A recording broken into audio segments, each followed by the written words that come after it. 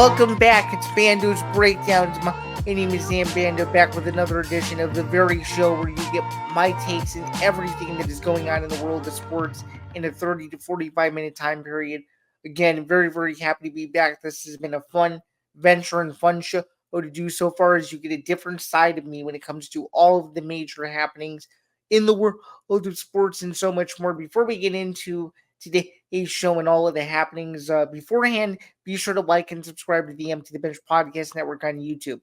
This is very important as we have now eclipsed the 800 subscriber mark. So we very much appreciate everyone that's tuned into our boatload of content over the last several weeks and months since the conclusion of the NBA Finals. So thank you again to everyone that is tuned in to all of our content, including the live stream of the Jake Paul Mike Perry fight that was done with some of our contributors here at the network, as well as all of the shows, including this very show that you are watching and or listening to right now. So we greatly appreciate it. Wanted to also remind you that you can get Bando's Breakdowns wherever you get your podcasts, whether that's Spotify, YouTube Premium, Apple Podcasts, Acast, so much more. If you're listening on the audio only side, be sure to come back over to the video home and watch me over on YouTube. And of course, you can do the inverse of that as well. If you're watching, be sure to tune in and subscribe to the Spotify feed. That way it shows up in your recent and or saved episodes, if you will.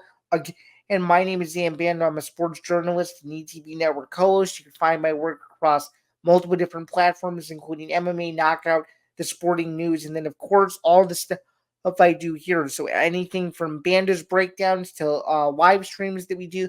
We're going to have some new fun content coming out for the football season that I'm excited about. A new segment that I'm going to introduce at the end of August. So a lot of exciting stuff on the football front for me. So, of course, you can catch this show and then, of course, the MMA Outsiders across the network as well. You can follow me across social media at ZambandO99, both on Instagram and on X.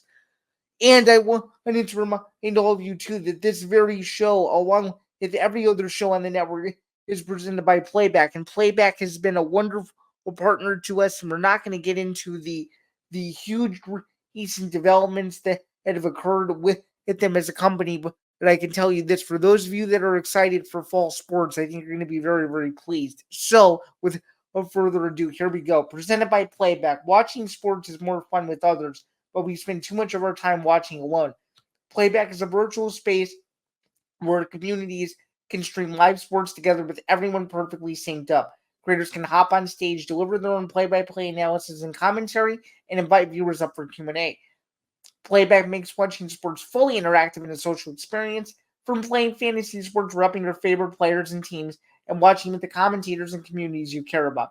Win or lose, sports are best enjoyed together, and of course, it really only takes 5 seconds, maybe 10. You can go to our community tab right now by going to playback.tv/ETV network to find out more, including our live stream schedule, which is going to get very, very busy over the next several weeks and months, but more on that to come in the future. We have an extremely, extremely packed episode today. Just wanted to quickly go through what we're going to be discussing. It's going to be very rapid fire heavy, if you will. We're going to talk about a lot of stuff, from the Mike Perry Jake Paul fight that took place this past weekend, my constant weekly update on whether I think Conor McGregor versus Michael Chandler is going to happen. There's potentially a new update from the man himself. We're going to talk about Big Ten Football Media Day. It's a 3-day event with the 4 new schools. Now there's 18 schools in the Big Ten. We're going to talk about potentially what that means, my early impressions of Big Ten Media Day at the time that we're recording this. The first day of Big Ten Media Days has officially begun. By the time this gets released to all of you, we will be on day 2. So I'm excited to talk about that.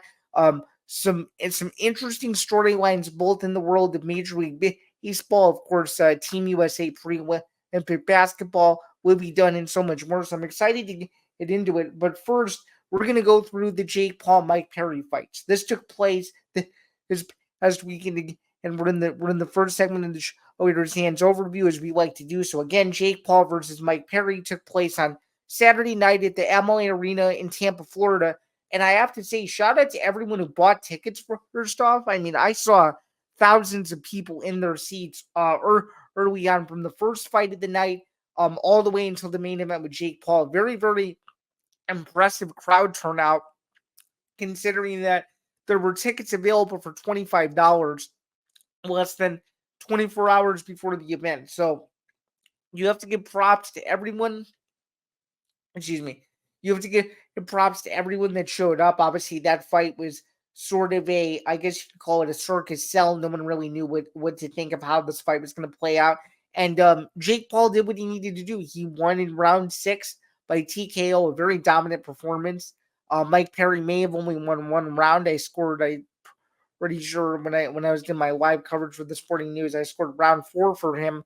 But even if you didn't score any of the rounds for Mike Perry, you have to give credit to him and his toughness and just the way he was able to hang in there, eat big shots.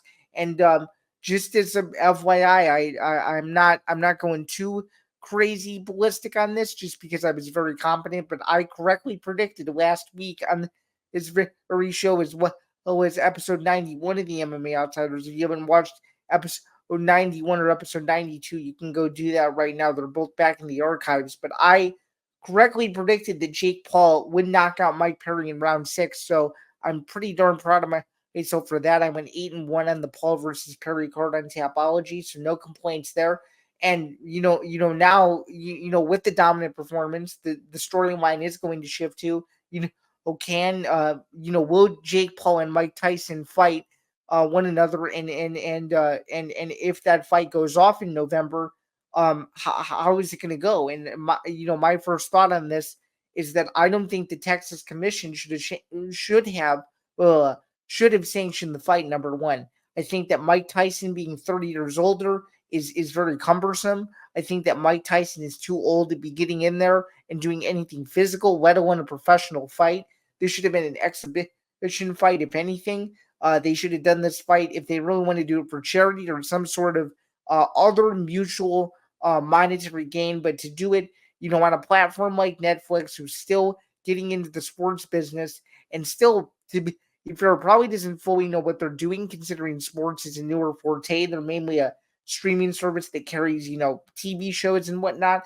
This is still very new to Netflix as a whole. And I think if I'm Netflix executives, I'm very nervous that if this fight doesn't go well, they're going to have to hope that those NFL games in December go off without a hitch, because otherwise their venture into sports could not potentially could not go according to plan. So that's something that I would be wary of from a Netflix perspective. But moving kind of past the fight and moving on to some stuff that Jake Paul said afterwards. So Jake Paul has been very vocal about Conor McGregor, and just, it seems like at every press conference, Jake Paul's always asked about Conor McGregor. He was asked about Conor McGregor before the fight. Jake Paul called Conor McGregor a dweeb and a bunch of other things. And then after the fight, Conor McGregor had some choice words, if you will, for Jake Paul, including going as far as to calling him a piss bag, which I don't know if that's over the line or not. And I don't even know if those tweets are still up, but I know that that one tweet got a lot of people's attention, and that was something that I thought was very interesting. But Jake Paul went as far to say that Conor McGregor is scared of him, and I just want to call Jake Paul out for a second. Listen, man, if Conor McGregor was really scared of you, he would keep your name out of his mouth. That's for damn sure. Number one. Number two, he has 2 fights left on his UFC deal. He cannot get out of his UFC contract at this present moment, so he's not fighting you anyway. And number 3, how do you deserve to fight someone of a stature like Conor McGregor when you've only defeated one legitimate professional boxer in your entire career? And this isn't to take away any of Jake Paul's dominant performances. He's 10-1 with 7 KOs. He's had a lot of really, really nice finishes, but I just can't stand this whole narrative, that Jake Paul's fought anyone legitimate. I don't agree with it. Number one, and number two, what I can't stand either is the fact that people are actually buying into this. This is all hype. I've said this from the beginning. He's in it for the cloud. He's in it to get a couple of paydays, and that's about it. If he gets the Conor McGregor fight, you'll never hear the end of it till the day the guy decides to retire or what have you. I just think he's in a total mind of his own, where he doesn't know quite literally how to conduct himself in a professional way. And I think he gets too carried away when he talks about guys like McGregor. So, no, I don't think he's going to be fighting McGregor anytime soon. He can keep guys like McGregor and Alex Pereira out of his mouth. That's all. That's all I have to say about that. From a standpoint of Mike Perry, though, this is obviously a very devastating loss for him, but he may have a little bit of a problem. So, as we all know, he's a BKFC champion. He's a poster boy of that promotion, the promotion that David Feldman has literally built from the ground up. You always have to give props to David Feldman, considering that he's trying to grow the sport of bare knuckle boxing and do it on such a global scale. And now he has Conor McGregor as a part player manager, and we spoke about it's my producer behind the scenes, and I spoke about this on episode 92. But as I just alluded to, he might have a bit of a problem um just considering that Conor McGregor is threatened to fire Mike Perry. First off, I don't think an owner can fire another owner, number one. Uh Number two, everybody has bad performances. Mike Perry had not fought in professional boxing in 9 years. Okay. That's a known fact. People can say he had a horrible performance, um, which he did in retrospect, but you can't knock him that hard considering that he barely has any boxing experience. And number three, if he leaves BKFC, that's not a good look for the promotion. As I just alluded to, he's the poster child of the promotion. He gets all these big fights, all these big headlining fights. People are coming out to see him. He has a personality. He's got this whole kind of aura about him. And if you lose a guy like that, it's gonna hurt the promotion even more. So I think this is all smoke and mirrors. I think this is McGregor really talking out of his ass. He can't literally fire Mike Perry. And if you have guys from BYB coming out and saying that, McGregor is being threatening and stuff, then you know that this is a really prominent and brutal situation for all business partners involved. So will McGregor apologize for those comments? Probably not. Was he, potentially on the mend or a little bit hungover? That could also be a possibility, considering that when McGregor tweets late at night, it's usually tweets that don't make a ton of sense, and then he deletes them later.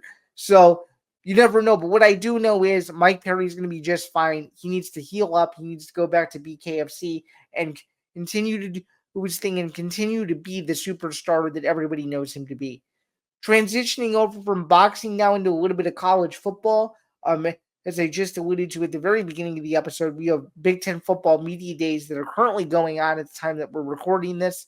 As I alluded to earlier as well, by the time this comes out, we'll already be on day two of the media day festivities. And for those of you who don't know, the Big Ten expanded from 14 schools to 18 schools effective July 1st. And they've added UCLA, USC, Washington, and Oregon. So a good chunk of the old Pac 12. So a lot of very interesting storylines to come out of this. We had the preseason poll that came out, courtesy of Cleveland.com, which was very interesting. In fact, I wrote about this. The other day in a how to watch piece for the Sporting News, and what was interesting about it is how just deep this is. So let's kind of go through here and take a look at the 18 schools that were mentioned. So they've got Ohio State ranked at number one according to this Cleveland.com poll, meaning number one in the Big Ten Conference, the team that is supposed to hoist the Big Ten championship trophy in Indianapolis. They got 6 votes for Oregon and Dan Lanning, which is very interesting. Those would be the two powerhouses. The big question is going to be Michigan with the depth that they've lost. They obviously lost Jim Harbaugh. They bring back Donovan Edwards, but a lot of major skill players went to the NFL draft, so that'll be interesting. Then there's some other schools with just some question marks. The Iowa Hawkeyes, you never know with their quarterback situation, how they're going to look. Nebraska, they have Matt Rule. They've yet to kind of get over the hump. They should have been in contention for a Big Ten West title. That's true. They blew that on their own. You get at the University of Illinois, who enters a very critical year under head coach Brett Bielema, looking to get back to a bowl game for the first time since the 22-23 season, a bowl game that I actually covered. That was the ReliaQuest Bowl against Mississippi State. And of course, you have this new look Northwestern team with David Braun to see if they can continue their momentum from last season, going from 1-11 in the final season under head coach Pat Fitzgerald all the way to a bowl game is very, very impressive. So overall, this Big Ten season should be very exciting. A lot of exciting matchups on the schedule to look forward to, including, of course, Ohio State versus Oregon. We've got Ohio State versus Michigan at the end of the season.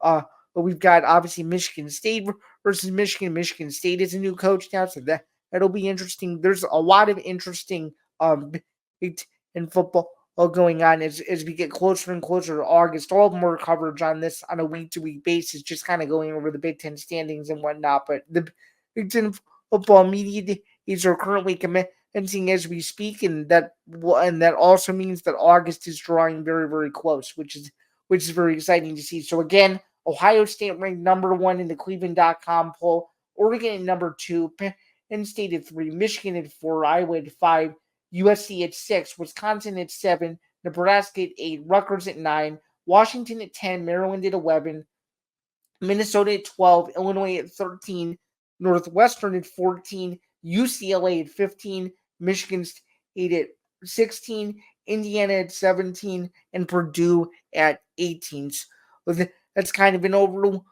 on the Big Ten with about a month to go until the season officially begins. So very, very exciting stuff there. We are going to transition now from Big Ten football back to Conor McGregor versus Michael Chandler. So this is my weekly update on whether or not I think Conor McGregor versus Michael Chandler will happen at UFC 310. And my answer this week is I have my hopes up. So Conor McGregor was doing some media work for BKFC to promote an upcoming event late last week. And some exciting stuff came about with that fight. And that was that McGregor told Sun Sport, and I don't want to butcher the reporter's name, so I apologize for saying it. You know who you are because you and I converse on X and whatnot. But shout out to you for asking this question.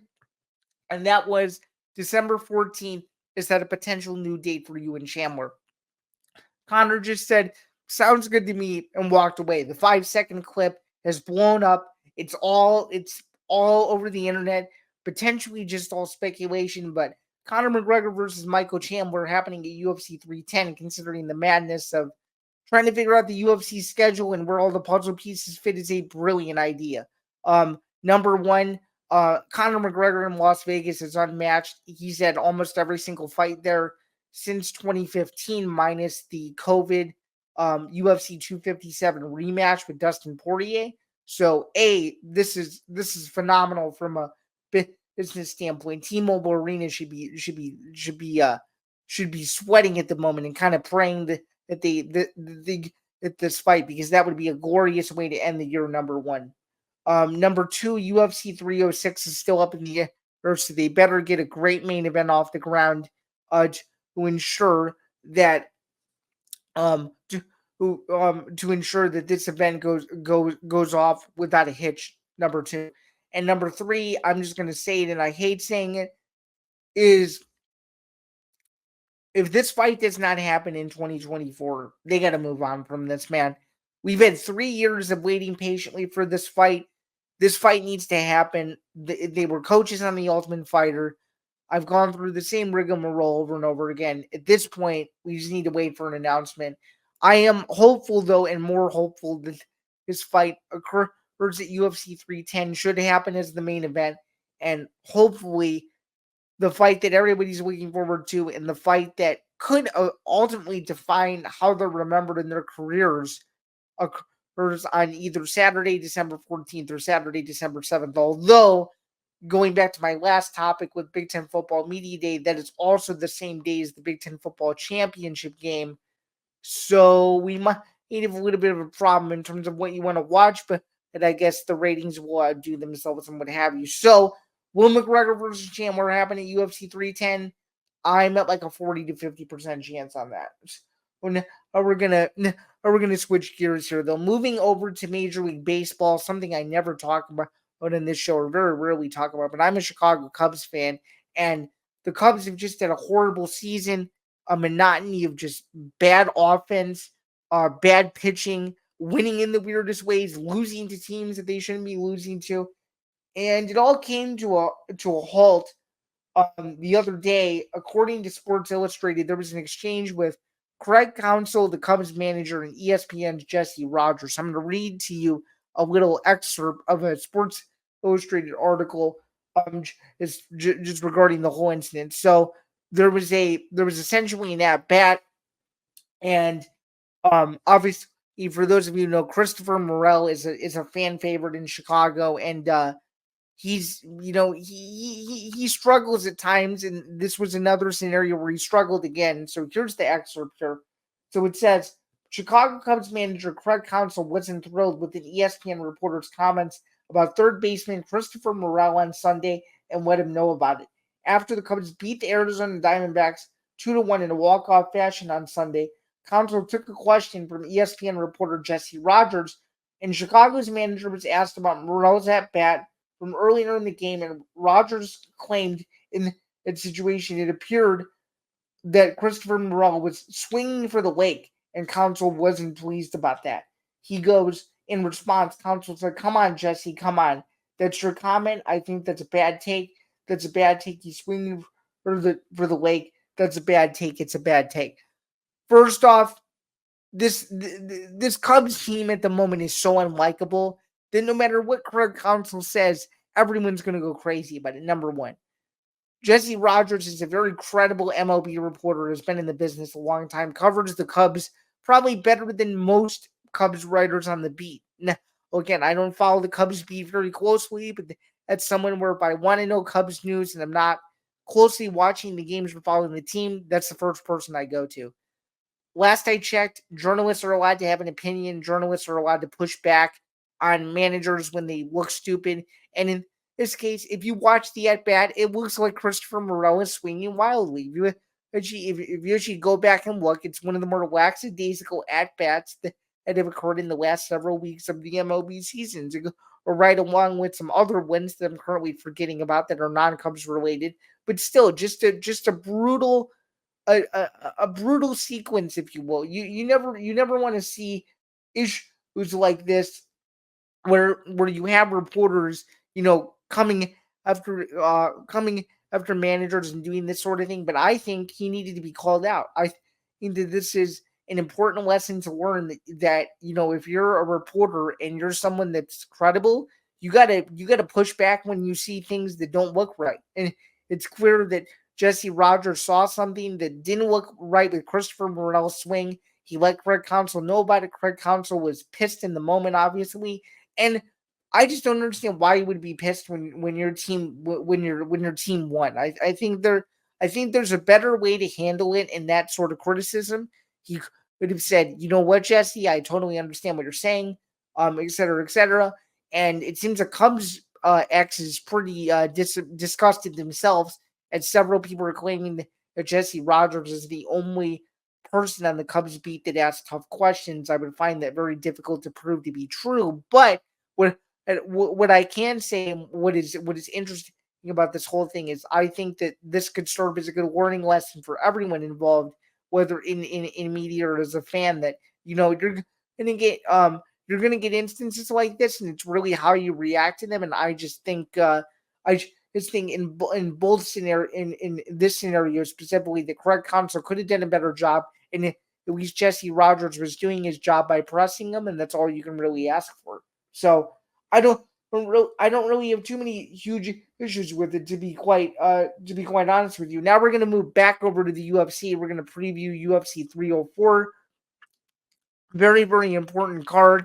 In case you didn't know by now, it's England versus Chicago, main and co-main event. Leon Edwards from England, Bilal Muhammad from Chicago, Tom Aspinall from England, Curtis Blades from Chicago. You guys already know my picks for these. I'm taking Leon Edwards by decision. I just think it's going to be a little bit too much for Bilal Muhammad. This is going to be an interesting rematch, to say the least. But I think, given that this is a hometown fight for Leon Edwards, it's easier said than done if you're a guy like Bilal Muhammad that has to adapt to the time difference, fighting late, and just, being in that crowd at Co-op Live where it's going to be literally 100% Leon Edwards fans, maybe minus Bilal Muhammad's team and his family and stuff like that. So very, very difficult there. I like Edwards by decision. And then just given the craziness that the UFC has been under this year, with a lot of just tremendous, tremendous fights. And when I say tremendous fights, I mean finishes, random decisions, phenomenal submissions, stuff you wouldn't see coming. Right up there with Dustin Poirier knocking out Benoit Saint Denis when it looked like he was going to lose. Right up there with the Justin Gaethje Max Holloway fight, which was unbelievable at UFC 300 for the BMF. I feel like with all the chaos that's going on in the heavyweight division, there's going to be another wrench in the plans, and I am taking Curtis Blades from Chicago Heights, if you will, to knock out Tom Espinal in the first round and shock the world. I just think that Curtis Blades has been on a collision course. He's gotten right there where he's needed that one win to secure a title shot over the last several years, and he has yet to get it. I just think that there's going to be something in the air in England this weekend where a lot of these fights are going to be crazy and a lot of these fights are going to be super unexpected. And this is another one that I feel supremely confident about. It's just gonna go in an interesting way. And I also think too, from a heavyweight division perspective, it's good to have parity like this. We don't know what's going on with the John Jones Stipe fight, if it's going to happen or not. If it happens, I've been vocal that it's unclear whether or not the winner of that fight comes back to the UFC. A producer behind the scenes feels very strongly that both guys, meaning Jones and Stipe, could retire by the end of what would hopefully be UFC 309. So that's one thing to think about there too. And number two, you could very well see a rematch between Tom Aspinall and Curtis Blades for the undisputed title as a trilogy if all plays out in the way that people might think it will. So a very, very exciting card, to say the least. You could pick it up Saturday night in the United States, ESPN Plus pay-per-view. The early prelims are beginning at 6 p.m. Eastern. It's very quickly my record for UFC events going into this weekend: 163, 130, and 4. So a little over the 55% range, around 56% as we move into the end of July and into early August. So I'm still in the thick of things. Happy with 100 plus wins. Would I like a little bit more? Yeah. Did I go 6-5 on UFC Vegas 94 last week? And I did. Did I lose another main event that I did, which dropped my overall main event record, including fight nights and pay-per-views, to 14-10. So it should be a very, very exciting card. I'm very much looking forward to it, and I'm also excited to see if we're going to get some news or stills. So should be a fun card to tune into. And if you're a hardcore UFC fan, this is a card that you definitely don't want to miss. Speaking of international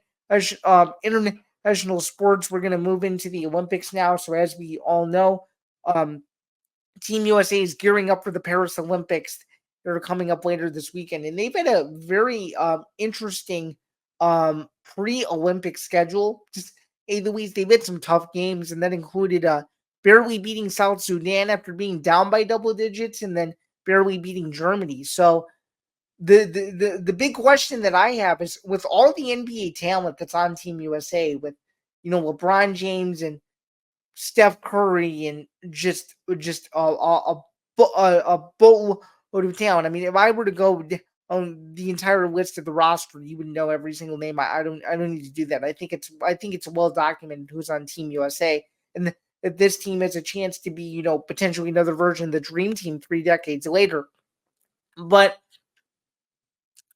you're not going to do it if you're barely beating teams like South Sudan. And look, I don't even know who South Sudan has. It doesn't even matter. You can't be beating South Sudan by 1, where the final seconds come down to a missed, potentially game-winning shot as time expires. You can't have that happen. You can't have Germany hang in there with you and only lose by 6. It just can't happen. I don't care that it's pre-Olympic basketball. You are You are America. You are supposed to be the example of what good basketball is supposed to look like. We can't have a scenario where the Americans are potentially out in group play because they didn't play up to the standards that they should. Which, by the way, if the Americans somehow lose in group play, it's going to be the biggest story for maybe a week straight. But I can't believe any of this. This should have been an easier pre-Olympic slate, to say the least. They did not play in the way that they did against Canada, where they won by 14. They've just been very lackadaisical, and maybe there's stuff going on considering this is still a new team and they've only had a couple weeks together. But you guys have played like 5 or 6 games already. You guys got to get with it. Thankfully, they have some rest. Thankfully, they won't be playing until later on this weekend when they begin group play. But still, just the cause for concern. Am I overreacting? I don't exactly know, but what I do know is you can't be ecstatic about beating South Sudan by one. That's all I can say. So hopefully Team USA can step it up. Hopefully you'll be getting a lot more reaction from me regarding Team USA and how they do in the Olympics, and hopefully they will be playing in the gold medal game here in about a week and a half. So that should be very exciting. Speaking of basketball, we have some very interesting news and notes regarding the NBA TV rights. What's being dubbed as the NBA TV rights gate. So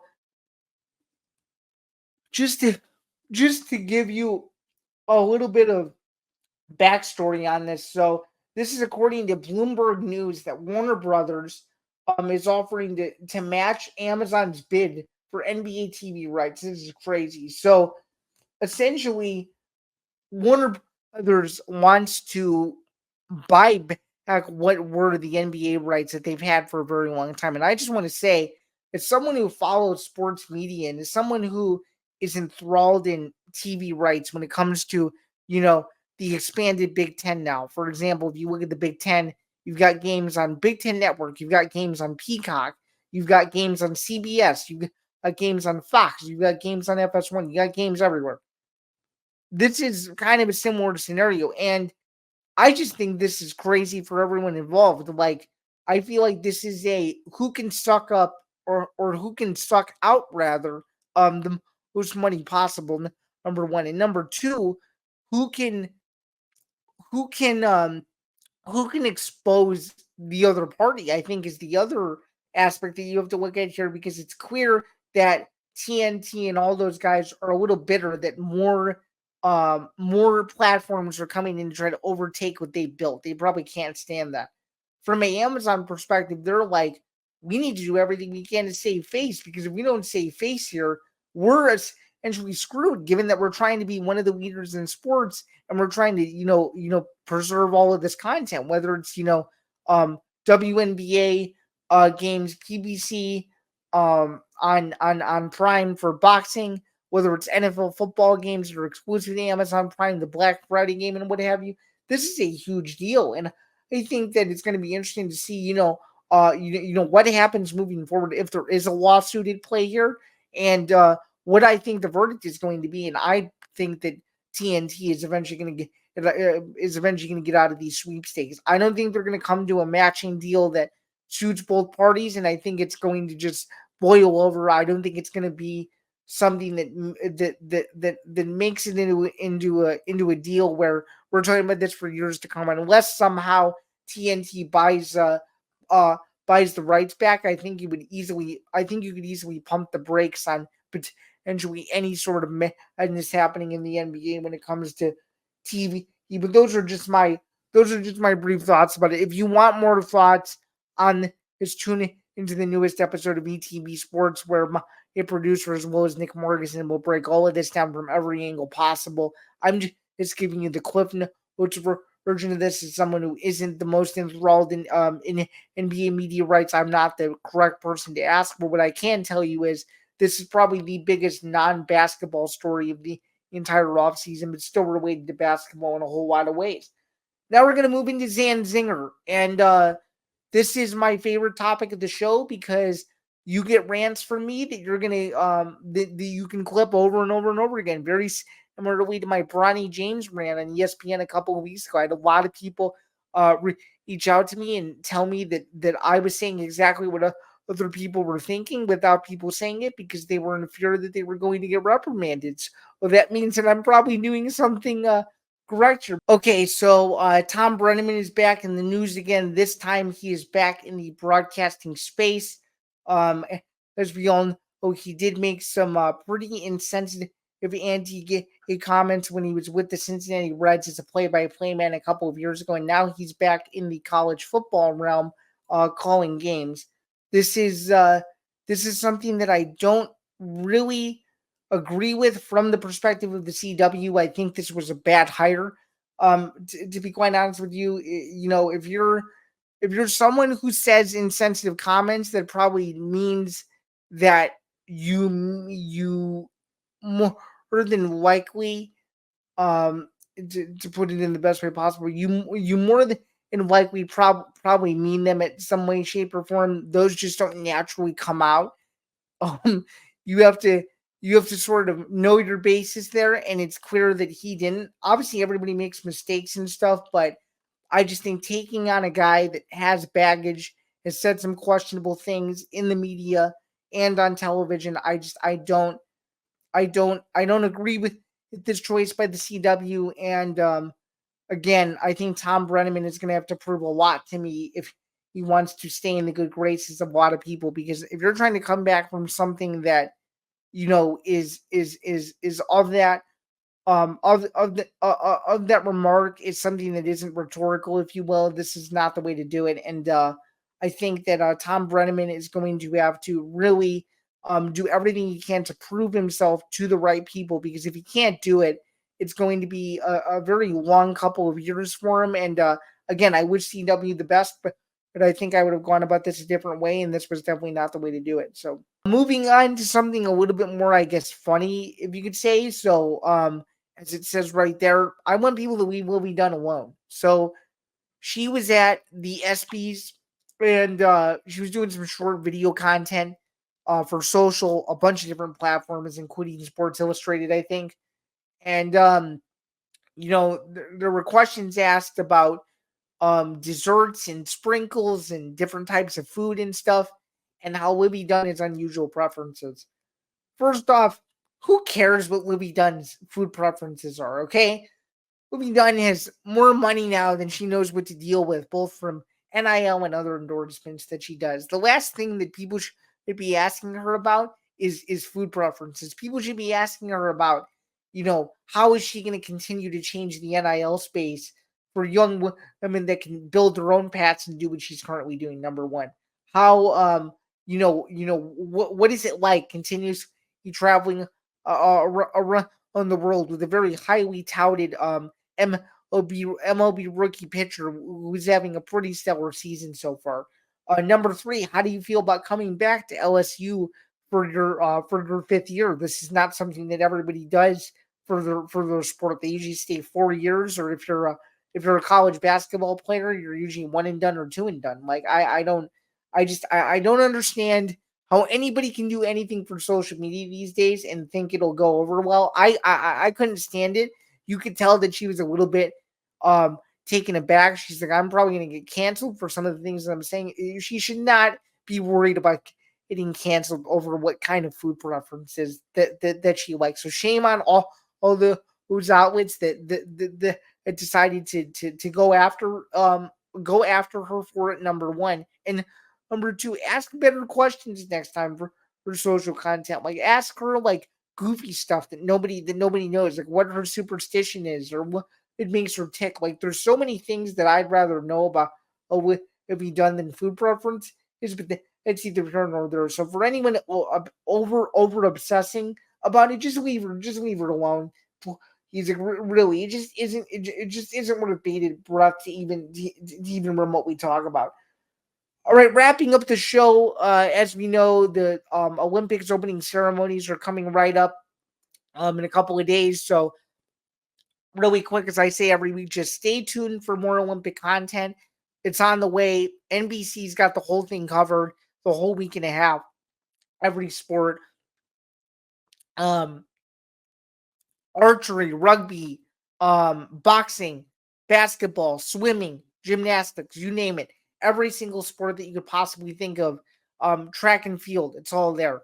All extremely exciting stuff. Everybody should tune into the Olympics because everybody's going to be watching it. Some of the start times are a little early, but you can catch everything in prime time. So do not miss any of any of the excitement that's going that's going on with the Olympics, because it is going to be one of the most exciting Olympics in recent memory, especially from a basketball perspective. So stay tuned for the opening ceremonies later this week. Stay tuned for all of the events that are going to be taking place starting today. Some of the early pre-Olympic events get underway a few days before the opening ceremony. So stay tuned for all of that and so much more. A lot of exciting stuff on the way from that front as well. And then just finally, the final topic on today's show, just briefly switching gears. We have the NFL 2024 preseason coming up. We only have a couple more weeks to go. So just to keep in mind, you can watch every NFL preseason game with NFL Plus as well. So this is going to be the most NFL preseason football that's going to ever be streamed. So very, very exciting. Over 60 plus games on the NFL Network, starting with the Hall of Fame game between the Bears and Texans in Canton, Ohio. So football is very, very close to being back. We're almost to that point of August. We're almost to that point of college football. We're almost to that point of the NFL preseason. So get excited for football. Get excited for all of the different games that are going to be taking place. Get excited to watch all the rookies in action. And get excited to know that we're very, very much inching closer and closer and closer to the NFL season. And one other small programming note I am excited to share that I will be going to Drake May versus Caleb Williams. That's right. Bears versus Patriots, November 10th at Soldier Field. I'm excited to see these two quarterbacks go at it as they were two of the top quarterbacks in this year's NFL draft. So it should be a very, very exciting season ahead, of course. So I just wanted to thank all of you guys once again for tuning into today's show. I believe we had any significant errors today, which is a very good thing. And I just wanted to say thank you all for all of your support. I've been putting out a bunch of content lately from the Instagram Reel side and doing short videos, 2 full shows.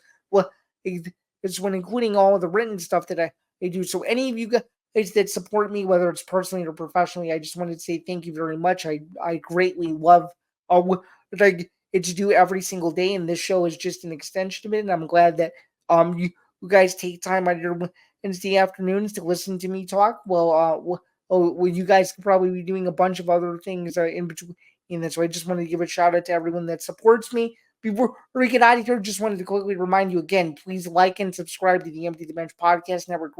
Hey, we appreciate it again. We are slowly but surely approaching 1,000 subscribers. We just hit 800. Of course, if you want to know more information about the network, go to etbpodcast.com for all of the unbelievable off-season storylines that we're continuously pumping out there on a regular basis, including football and basketball related content as well. Again, and this show is presented by Playback. They've been a great partner to us and all of our shows across the network. And of course, you can listen to this show wherever you get your podcast, Spotify, Apple Podcasts, and so much more.